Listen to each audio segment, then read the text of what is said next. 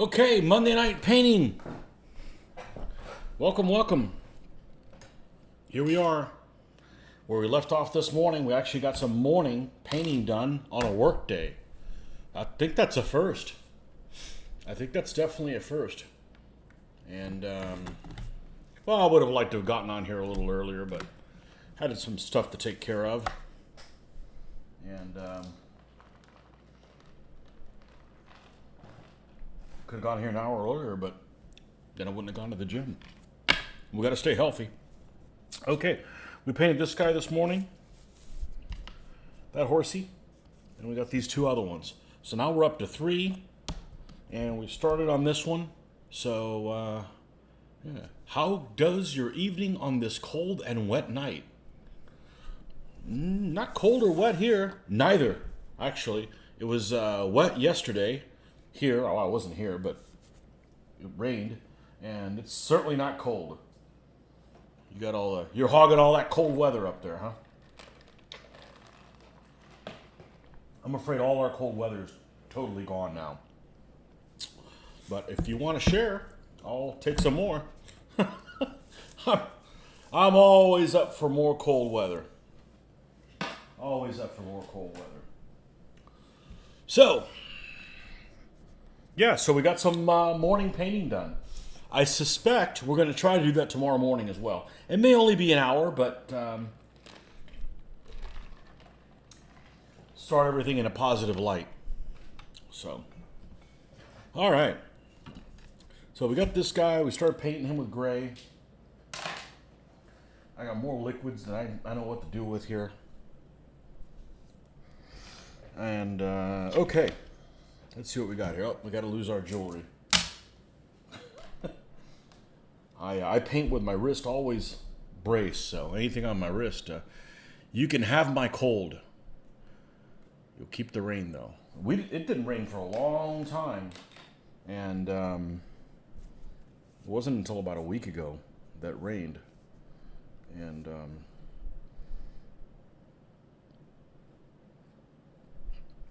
couple of weeks ago was the first time I had to mow the lawn. So, okay, so we got some bags underneath here. We have a couple of Romanish type shields. I don't think I'm going to make them like red and give them lightning bolts and stuff like that. I mean, we can really Romanize them. I don't want to do that because then it's kind of, if I have to use it for baggage for like a medieval army, I've got to, explain why there's a red thing on there. So let's do a couple things. Let's figure out what color shield I'm going to do, and I'm tempted to do something like this. I don't really want them to be a very prominent. You know what? We're going to do this, and if I don't like how it looks, then we could just put this away. So we're going to have some buff colored shields that can be for anything. It's still a Roman shape though when you look at it, but. And I literally had 4 of these horses. I don't know where the hell I got them from. Some grab bag. Somebody's unloved toys on a flea market, no doubt. And I can see why somebody didn't want them. These horses are very, very small, but it's just a baggage element. I have too much stuff to do today, so we did not do gaming over at Mitch's. And 2 other people were going to go, and they bailed too. So Mitch is probably rocking in a corner crying. Nah, he had the game. He got the game early this morning with Joel, but I could not afford to be up until like 1:30 in the morning this week. We got way too much stuff to do.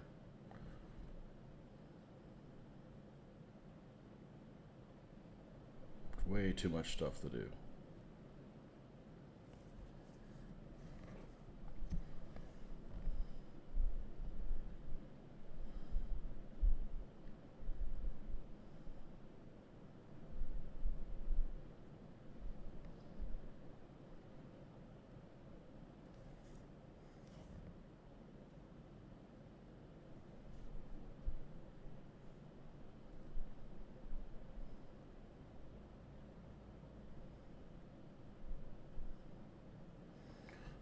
we got like the basic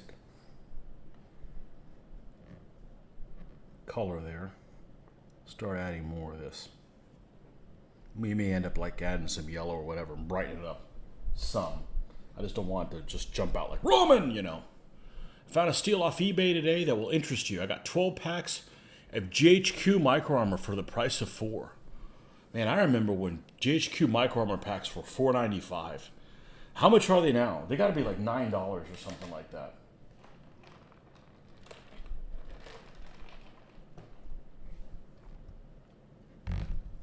They got to be really expensive.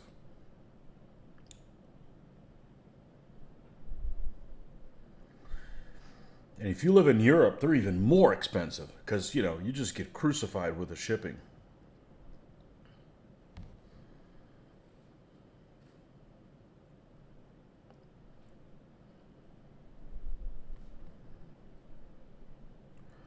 But if I went back to doing micro armor these days, I would probably do pico armor.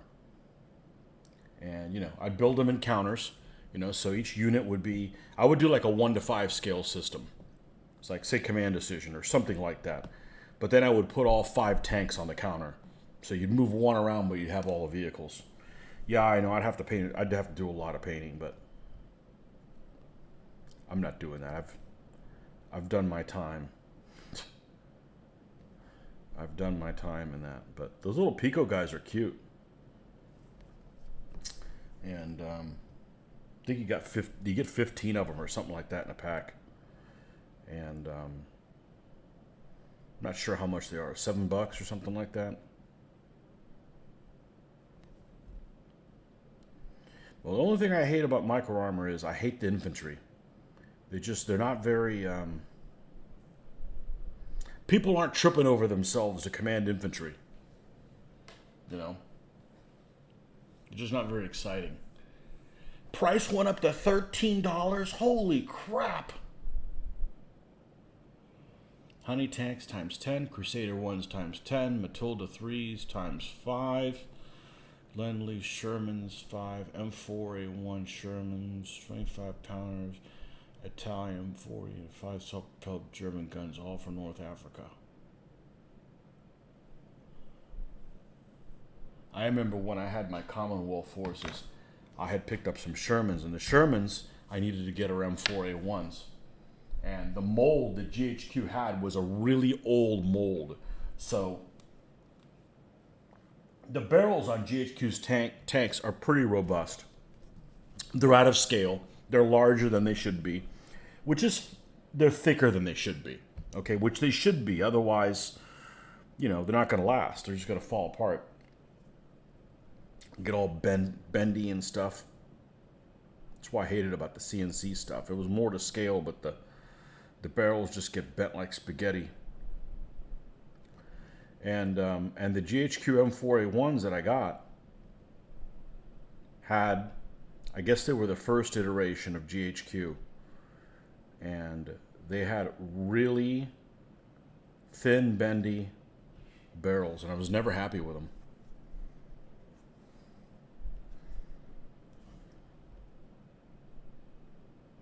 What German self-propelled guns did you get? German self-propelled guns. Well, I'm assuming you know what you're talking about. We're not talking about Panzerjägers. You got...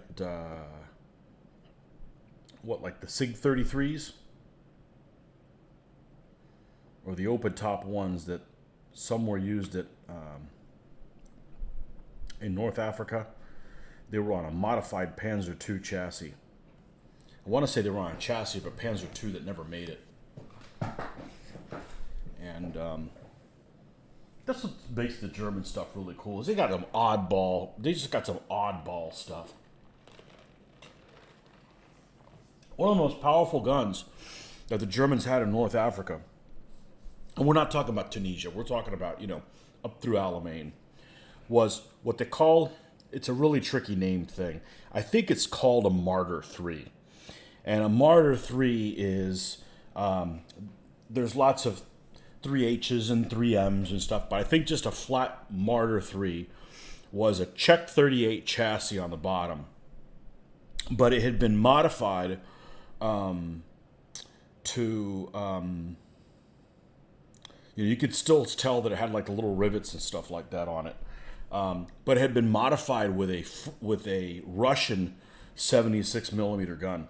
Now the Russians had, obviously it wasn't available before the invasion of Russia, but the Russians had the Russians had three 76 millimeter guns. One of them is just the howitzer, which is really short barreled, and if the Germans used any of them, they didn't put them on any vehicles. And then there's the typical, what they call the crash boom, and that one generally has a smoke deflector on the front, and it has all the reciprocating housing and stuff like that. And I think that's like a 39 caliber weapon. The infantry gun's like an 11 caliber, something really, really short. And just to kind of put it into perspective, the way it was taught to me is the caliber of a weapon. So if you have like a 76 L11, that means, it's 76 millimeters in width, but the length is 11 times that width. So whatever your, like a pack 40 is the 75 L46. So it is 75 millimeters wide, and then it's 75 millimeters times 46 millimeters long. So it's one function of the other. Anyways, I digress. So the Russians had three. They had the 76 by, I think it was the 11. Then the crash boom is a 76-39.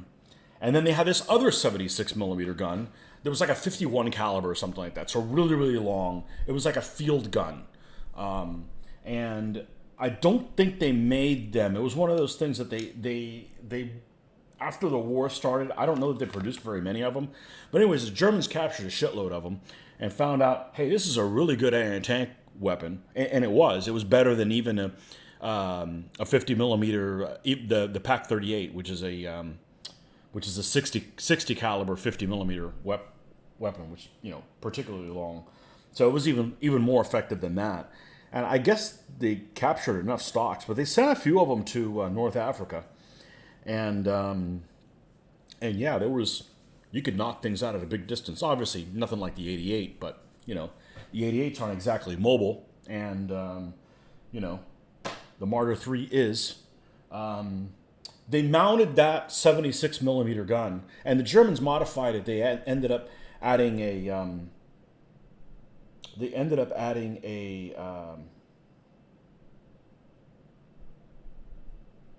smoke deflector, a flash, the flash thing on the front.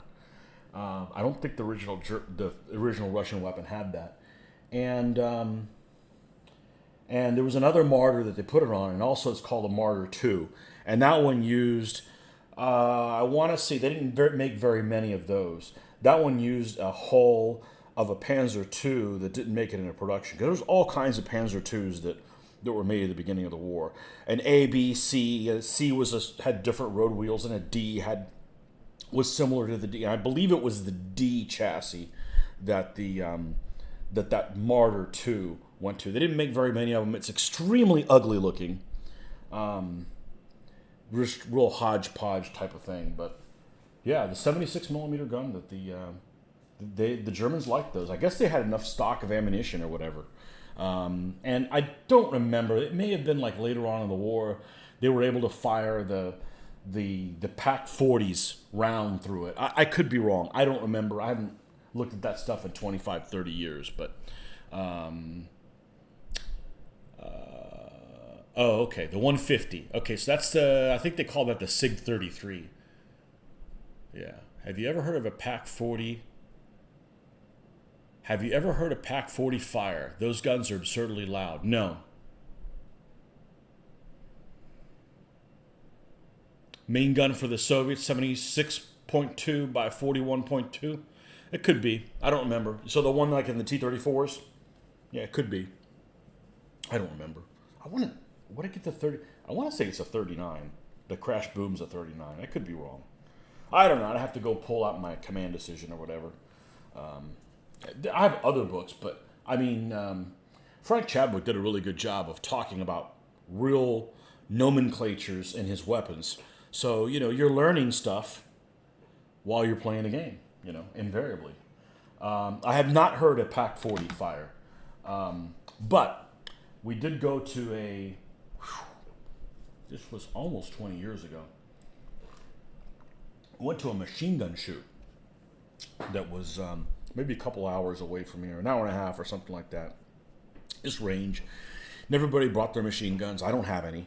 I don't have any machine guns. Sorry, I don't have a Class 3 license. But anyways, there was a table of everything was there. Everything from, modern, a saw, 50 calibers, air-cooled 30s, MG42s with the belts that that get consumed as they fire. Forget exactly what it's called. Everything on there.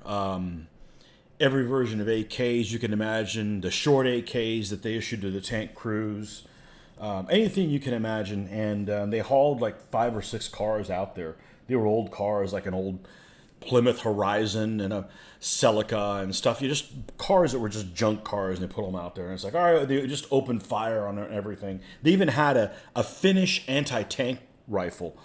And that thing was so loud because of the deflector on it.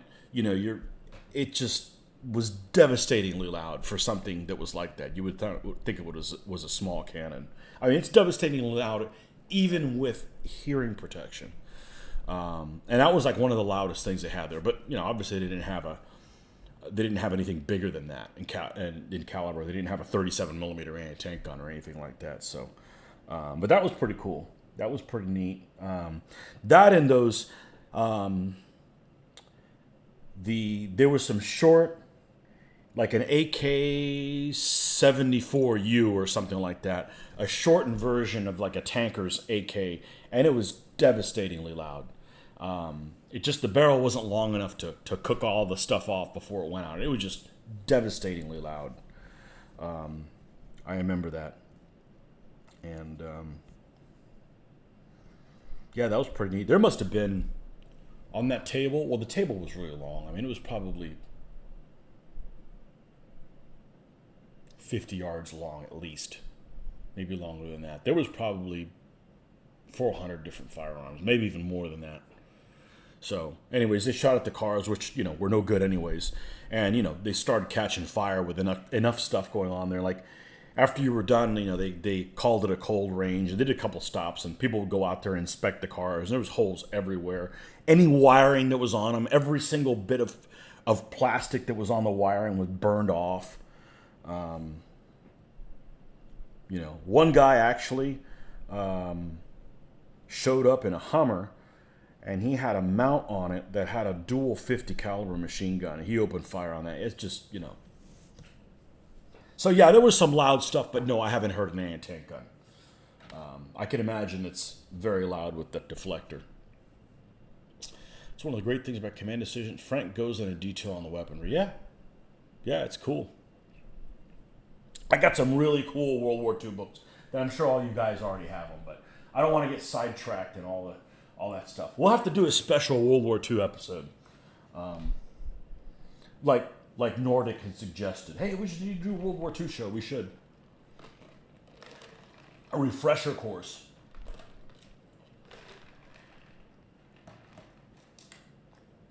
So, I haven't looked at that stuff in over 20 years.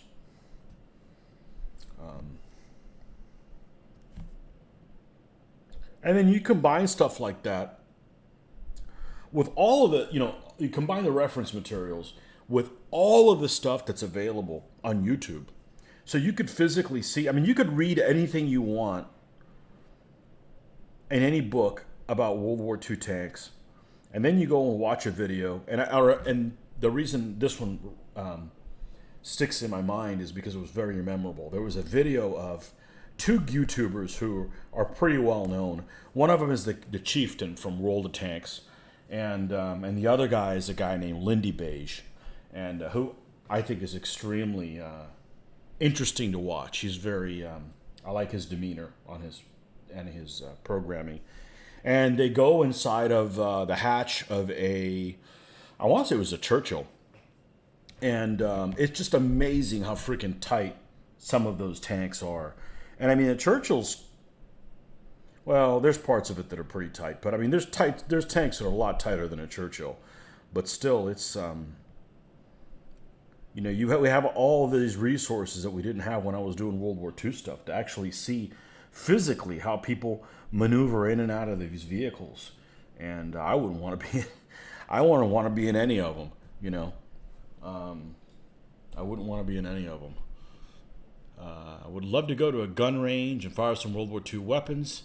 Lee Enfield SMLE is my favorite small arm for World War II. World War II is such a fascinating historical period. I used to say it was a perfect balance between brute force and technology. Anything after that is just too much technology, and I think these days it's even more than... I'm not up to current events with things because, I'm not gaming stuff that's happening in the 21st century, but it's obvious with drones and all that kind of stuff that it's just really taken it to kind of the next level. But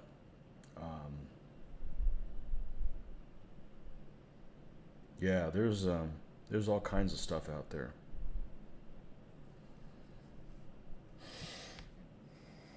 Yeah, I haven't fired a lot of different things. I did.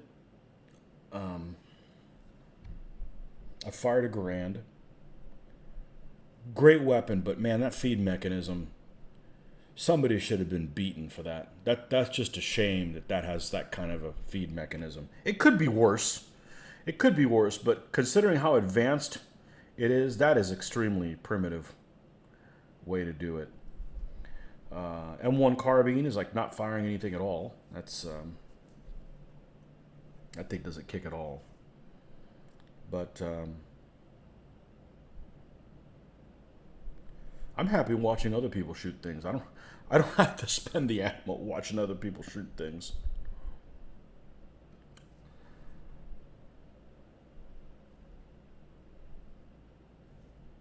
But when we were coming up with our World War II rules for skirmish, we were taking all that stuff into consideration.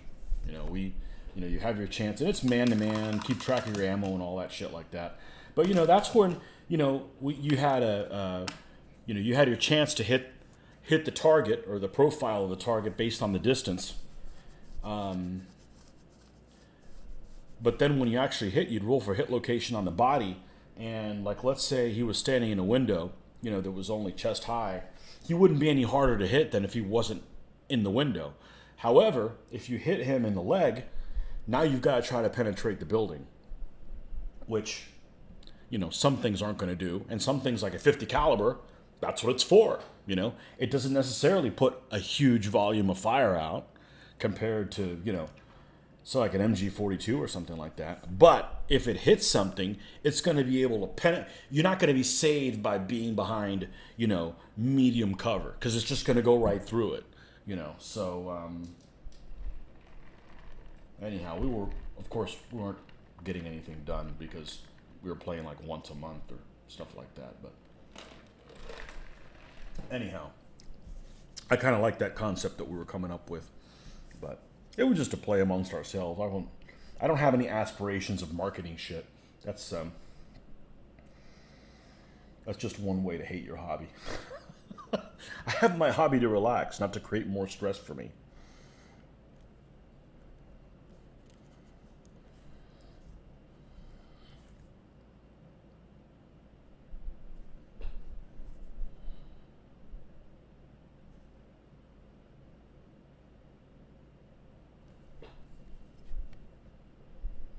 This is getting some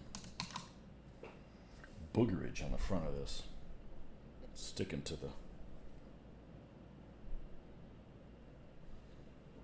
Get some of this stuff off. To answer your question about the price of Pico, 3mm, $475 for a pack of 15. Okay. Yeah, if I had to do it again, I'd do that. Because they've got a good selection. Just like if I got back into naval. If I was going to get back into naval, World War II and World War I and World War II, I'd definitely go 1/6000. Because that way the game scale is closer in line with the miniature scale. It's still not quite, but it's closer in line with that. But I won't be doing any of that stuff. Because the reality is There's other periods that I like. Love World War II stuff. But the reality is whatever it is that I'm painting for this stuff that I'm doing right now, it's going to get used. It's going to be used multiple times. It's going to be in videos.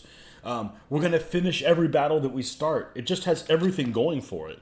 Even though this isn't really my favorite period, but you know, it kind of is now. It's kind of turned into that, you know, because there's a lot of unknown stuff as far as the history. There's a lot of stuff that is yet for me to read about. So it's exciting. There's flags to do.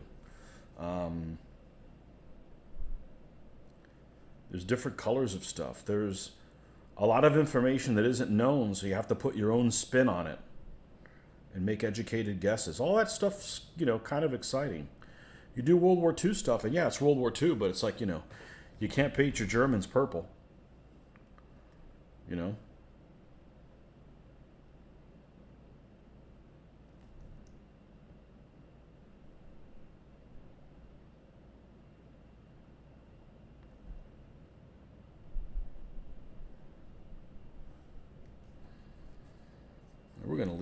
We're gonna leave these a color like this.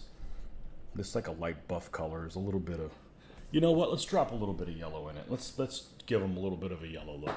Why not?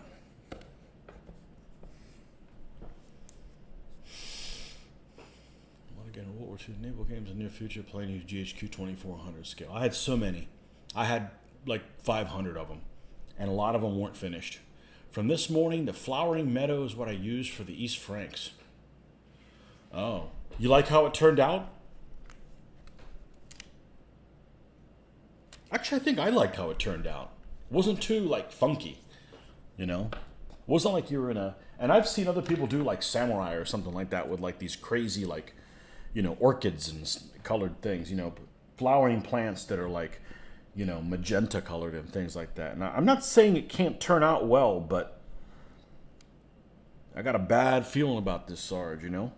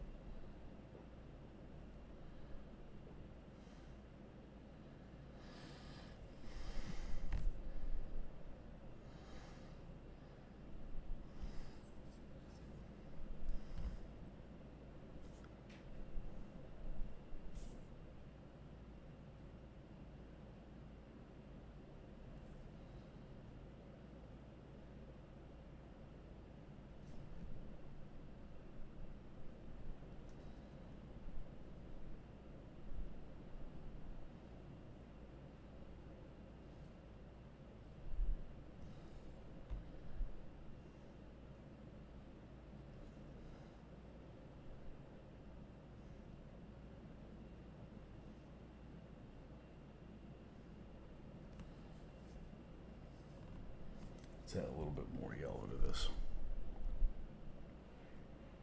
Crazy with a yellow.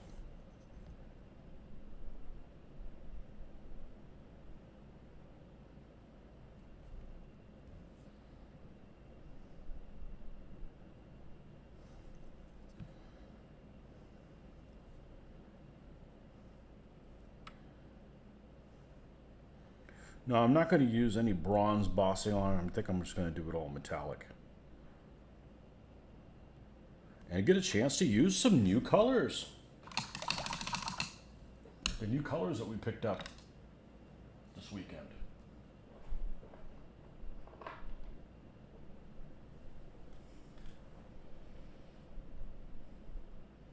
think they came out good and mix them with some other toughs. Oh yeah. Really like World War II, but if you said you need more periods. I really like the age of musketry, medieval Europe, Republican Rome, Greece, Macedonia. I want at some point to learn more about the age of chariots. I don't like that age of chariots thing. And the reason why is because if you go and try to find out what really happened, what do we know? Well, you have the Old Testament, which regardless of whether or not you think it's accurate, you know, forget it's a religious document, okay? It has a lot of stuff in there that has survived that at least it talks about stuff. Other than that, only thing you have left is like stuff that's written on, like, you know, reliefs on columns and stuff like that. Steles that conquering nations went and, you know, put a stele down. You know, stele is like a landmark. Sometimes it's like a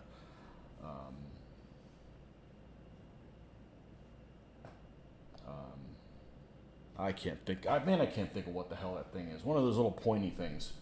But it's just, you know, a landmark of like, hey, we were here. Ramses came here and we kicked ass, and you know, on such and such a day. That's getting rid of these liquid things here. I don't want to throw them away. They're old. I didn't finish my drink. That's extremely unusual for me.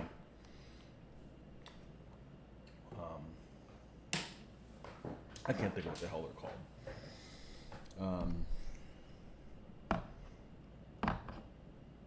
Iron Warriors. Let's do Iron Warriors. Let's see what the hell this Iron Warrior is all about. There's just not a lot of information that has survived, and the farther back you go, the less and less people wrote about things. So you're really kind of a lack of information. So you have to invent a lot of stuff out of nowhere. And as you go forward, it's kind of the opposite. I remember when I was doing World War II, I would complain that I was like, man, I wish this picture was in color. And now, you know, you start looking at ancients, and you're like, man, I wish anything was written about these people. There's a lot of periods where it's just like, you just don't know anything. And that's the only thing about the Age of Chariots is, you know, there's just not a lot of stuff. It's just a lot of just invented stuff. You just don't know. You have to make educated guesses, and, you know, it's not very satisfying, at least for me, to think that, well, this may be what happened. I want answers, damn it. I want answers. This is kind of a brown type color for the steel. Let's see what this does. So,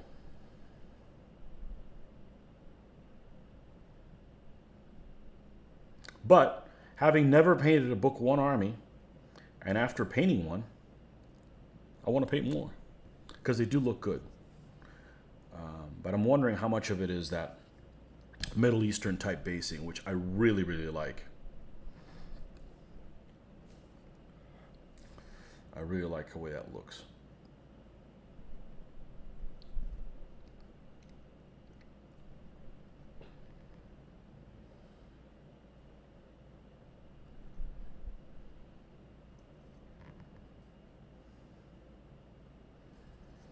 I can't believe I can't remember what the thing's called. The juicer. The thing we make fun of our games all the time. The juicer. Just a lot of stuff just didn't survive.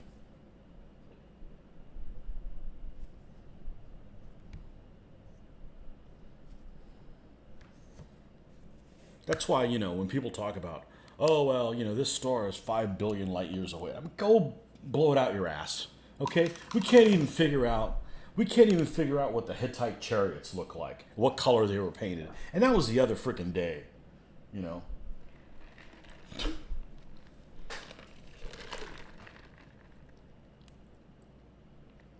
I don't think I want a war game. The Age of Chariots, I definitely would love the vignettes using 28mm or larger figures.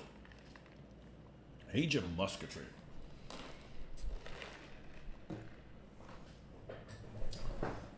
Never got into anything that has muskets.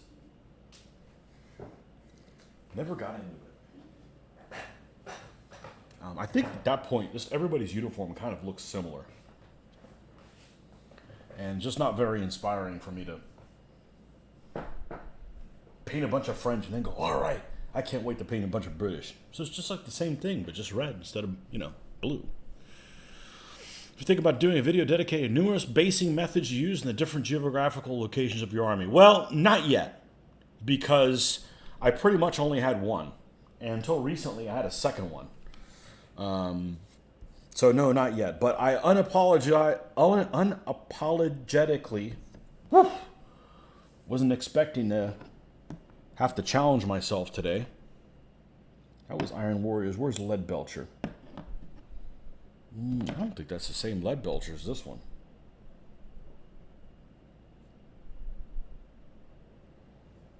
Wow. Look how freaking different. This is like brown. And this one's like blue. I wonder if it open it. Hopefully it doesn't look brown like that. Uh-oh.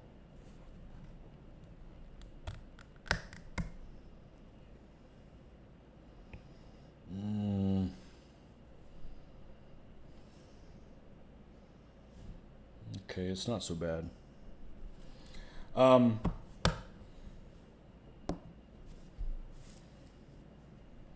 I unapologetically have used the Flames of War site. There's a lot of really good resources there, even though I will never do Flames of War anything. That's kind of like, well, I don't want to put anybody down, but it's a little too basic for my World War II. It's not going to quench my World War II thirst.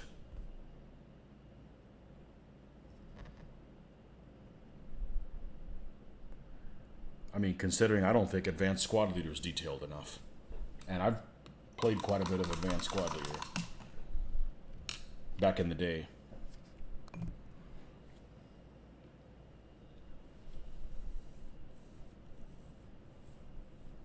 Okay, well, if you're an actor, yeah, I get that. Yeah, we don't have any of that stuff. The only stuff we have here is Civil War. And man, I don't know if there's a period I'm less interested in than Civil War. There probably is, but it's not gamed very often.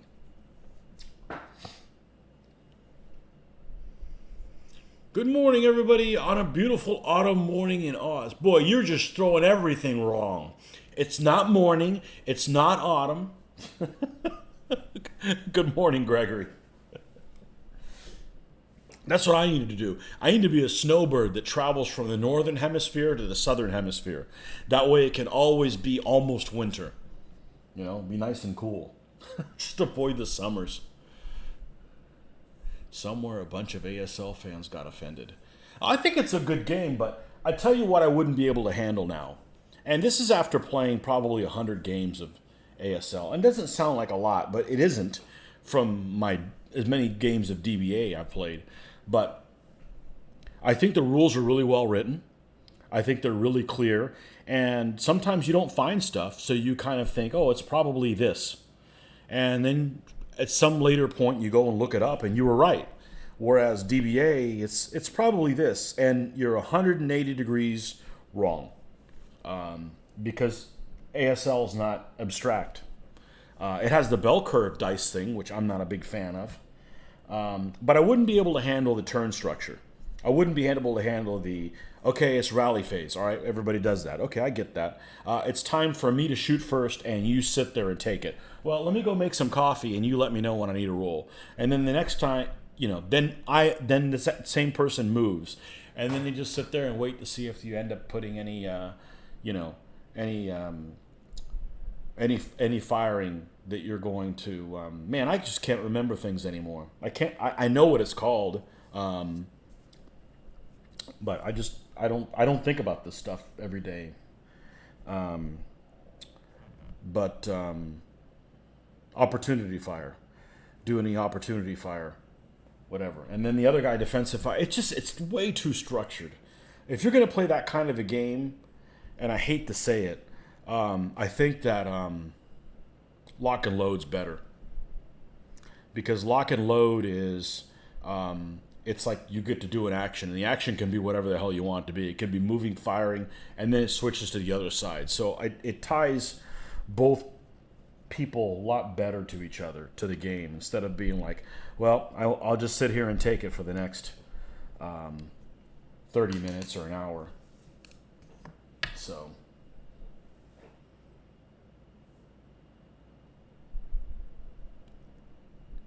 Fortunate living in a part of the country where the AWI happened, literally in my backyard, so to speak. We have units up here to get together. Painting a Scythian army, book 143, but the old mojo is somewhat lacking at present. Watch something on Crassus, that should get your mojo going. Scythian?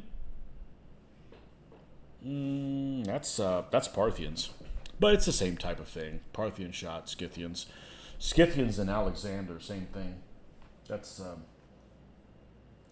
I had a Scythian army and sold it. But it wasn't a Zyston one. If I had Zyston figures, probably wouldn't have sold it. So.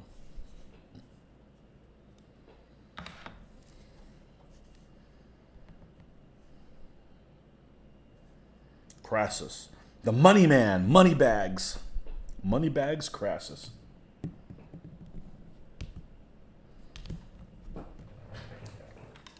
I gotta go check on something. I will be right back.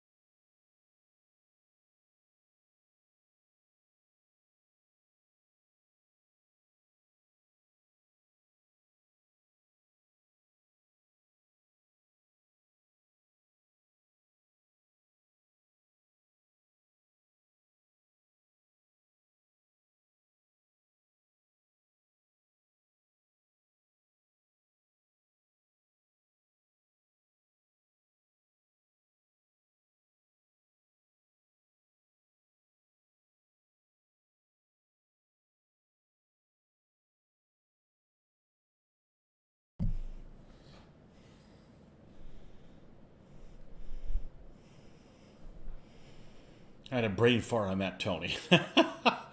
Yes, his Zystom figures are beautiful. They are. I think poor Crassus is much maligned. Well, he died with the gold he loved. So there's a lot of stories.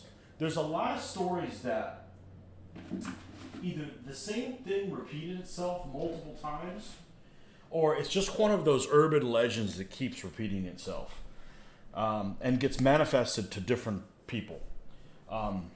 The Crassus with his gold and poured down his throat or whatever. That's happened to multiple people. I've read that in many different accounts. The whole he killed the guy and he made a drinking cup out of his skull that's come up many, many times for different people. And I'm just wondering if, how much of that is really true, or that was just kind of a thing, It's like, you know, the Huns did it, and the Bulgars did it, and, but that's actually come up several times in things that I've read recently.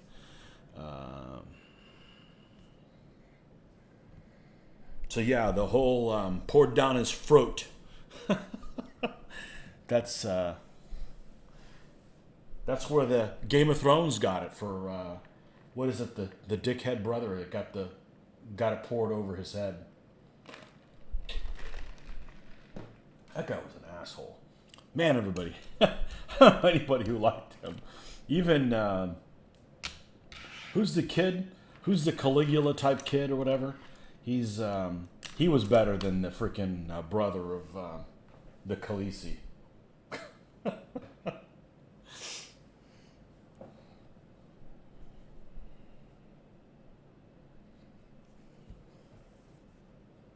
I just don't remember things I don't practice, I just think you get to a point where your brain is full, and if you're going to remember something else, you're going to forget something instead. So.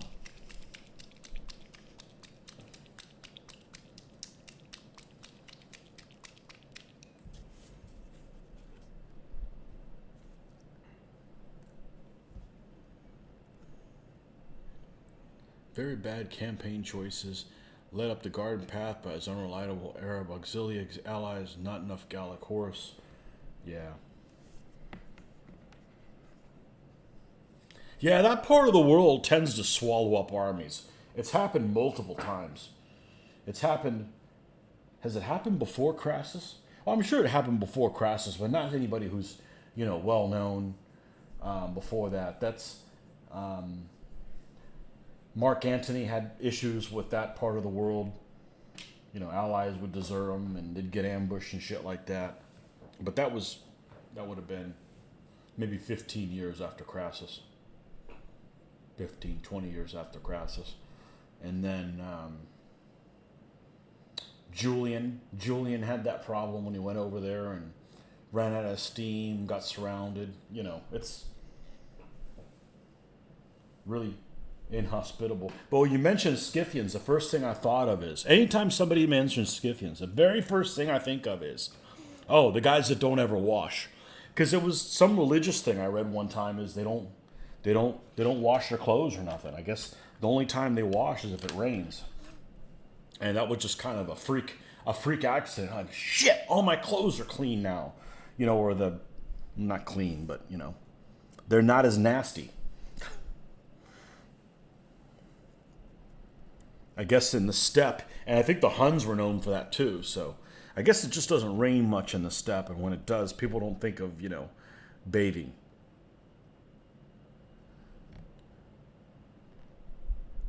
That wouldn't be a good fit for me.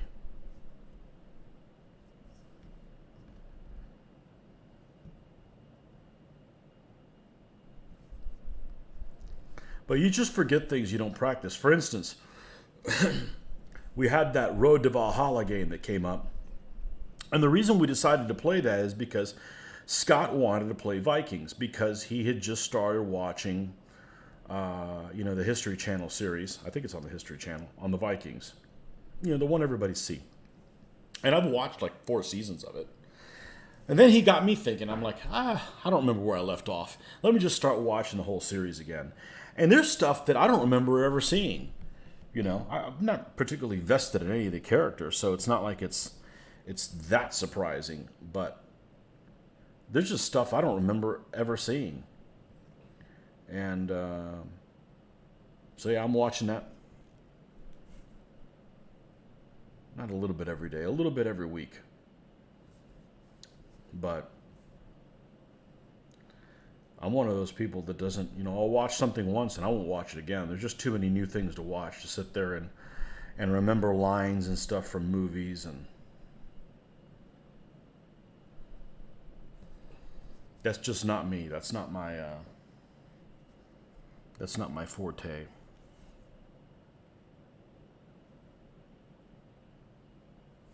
We're just going to make all these bags the same color.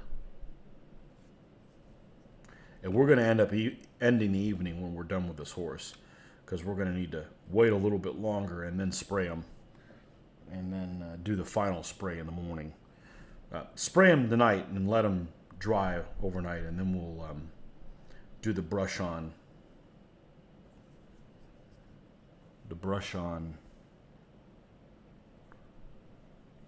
Sealant, the flat coat.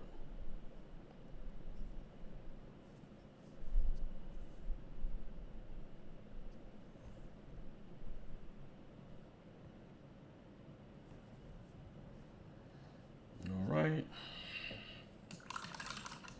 Put this away. Old Games Workshop color. Was it elf flesh or something? Elf gray. Oh, of course. Nobody else would be caught dead in this color other than elves.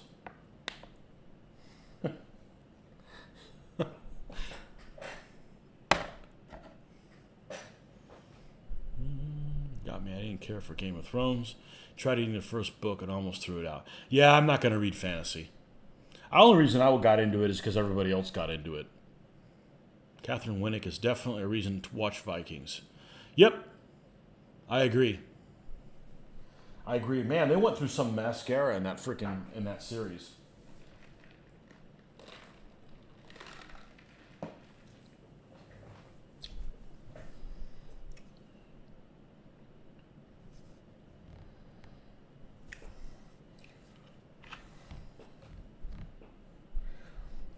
They went through a lot of mascara between all the female characters and Floki.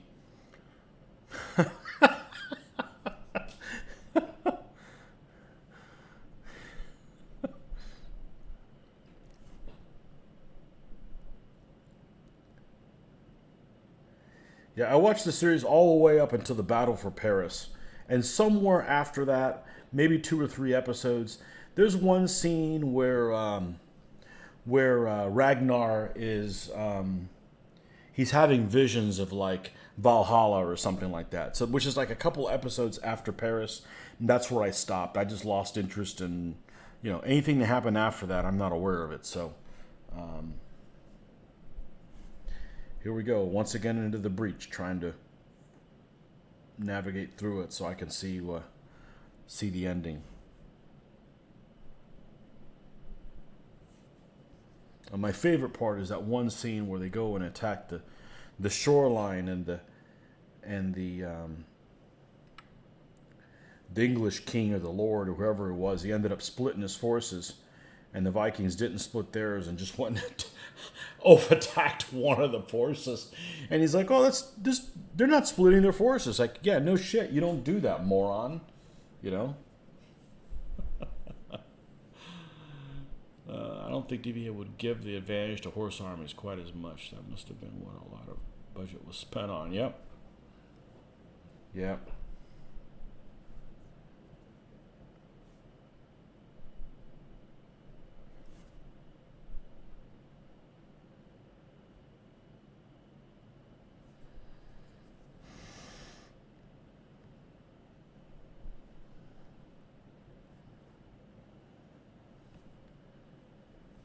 Yeah, I don't really care for the guy that cast as Ragnar. I don't know. I always end up having casting problems with people. But they don't consult me. I'm fine giving my opinion. Just come over and ask me. I'll be happy to tell you how I think about things. You think this guy would be good? No, I don't think I don't think he'd be any good. That and his son ended up. I was so distracted looking at his son. What was his name? Bjorn. He just reminded me of the freaking older kid on Home Improvement. So much. He reminded me so much of that older kid on Home Improvement that I just had problems trying to disassociate that. But anyways, so I'm watching it through the second time. I'm only like 4 episodes in. And it's a lot more captivating than I remember it being. So I guess that's a good thing. I just... I guess when I was watching it, when it was on, I never watched it live, but when it was on, when they were still making new episodes, I thought several of the episodes were more boring than they were. Where the hell is Stone Gray? Where's my Stone Gray, dude? Far out. Green Gray. Not very green. There it is, stone. Learned that lesson early on in DBA. Never split my army and just steamroll people when I played. Yeah. You got to learn that from World War II. You learn that from don't do it like the British in the desert. Send everybody, not split your forces all over the place. You know, you go with everybody or you go with nobody.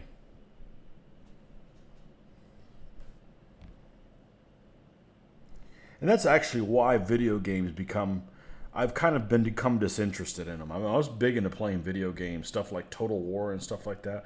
It just turns into the same thing. You make a huge group, and it goes everywhere you go, and you just stomp everything in its path. And then when you fight a battle, if you decide to fight one, line up hold the line, and then bring the cavalry in the back and get them from the rear while they're facing the front. Everything just turns into the same thing, and it's just kind of ho-hum, boring. But for whatever reason, DBA has kept our interest. Maybe it's just always challenging. And it's kept our interest. I don't know where the hell I put this other stuff. Maybe it's here.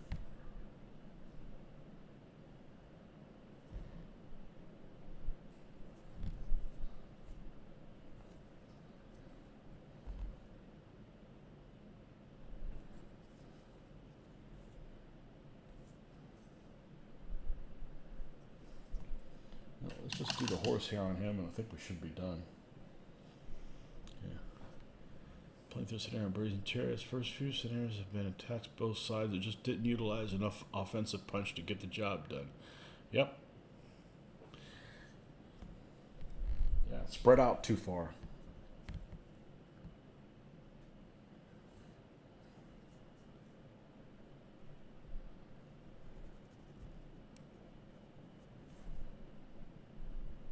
What is Brazen Chariots? Is that like a module for like Tobruk or something, or is that a game in and of itself?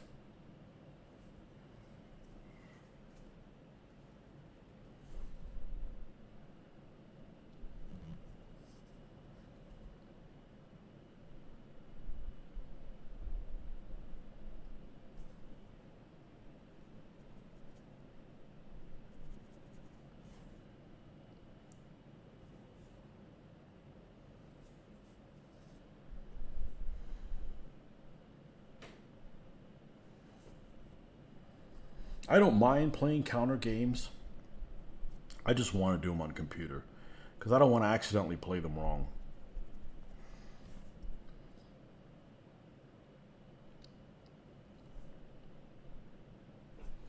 Really unsatisfying playing something incorrectly.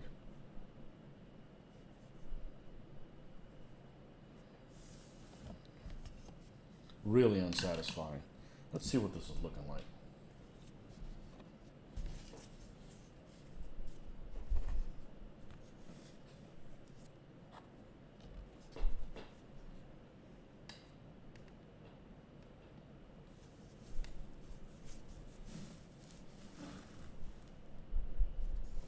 They look really washed out with this weird color here.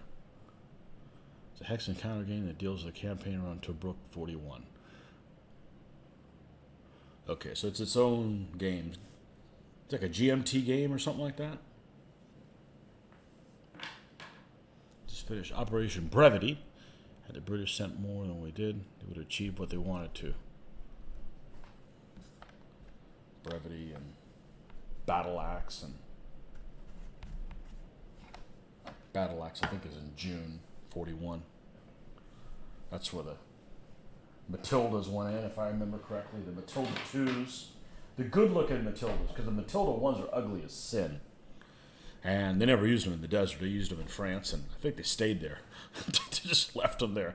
I don't know if the Germans used them for anything. I mean, the Germans were cannibalizers of everything because, they needed stuff, and I don't think they used many Matilda 1s.